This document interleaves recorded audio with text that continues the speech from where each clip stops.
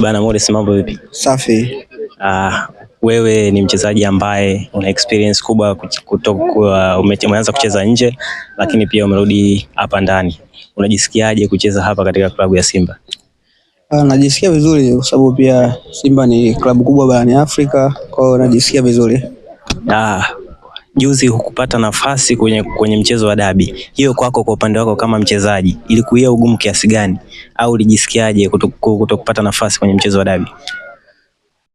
Kwanza ni mchezo mkubwa. So unapozungumzia dabi, na maana ni moja ya dabi kubwa Afrika. Kwa hiyo kila mchezaji nadhani ana hamu ya kuweza kucheza ile mechi, na ukizingatia sijawahi kupata nafasi ya kucheza dabi. Kwa hiyo nataka ku-experience dabi na kuwaje nikiwa ndani nacheza, pressure yake na kila kitu. Kwa hiyo kwangu mimi ilikuwa ngumu kidogo kwa sababu nilikuwa natamani sana kucheza dabi, lakini kiufundi sikufanikiwa kupata nafasi.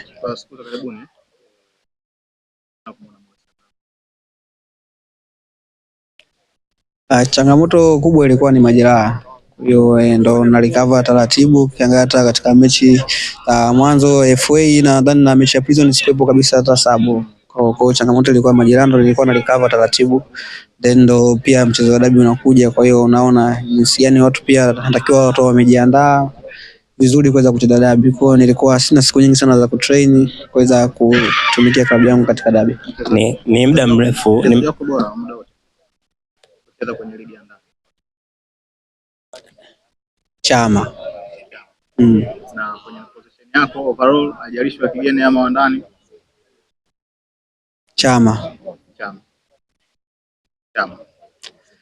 Ni mchezaji ambaye akicheza unaona sana anavutia na anafanya vitu vizuri na vitu vingi sana vinani inspire. Okay. Morris, ni muda mrefu Simba haijapata matokeo kwenye dabi. Mlivyokuwa mnaelekea dabi, mkitoka kucheza na Dodoma Jiji mmepoteza mchezo. Namaanisha hamkupata alama mlizotarajia. Nini ambacho mlikuwa mnakiongea kwenye vyumba vya kubadilishia nguo kabla ya mchezo na baada ya mchezo kutokupata alama tatu?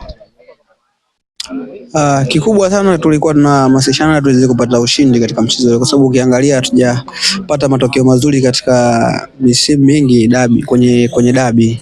Kwa hiyo kikubwa nilikuwa tunahamasishana tuweze kupata ushindi, na hata ukiangalia mechi wachezaji walikuwa na morali kubwa na hali kubwa sana kutaka kushinda mchezo ule. Shukrani sana. Asante.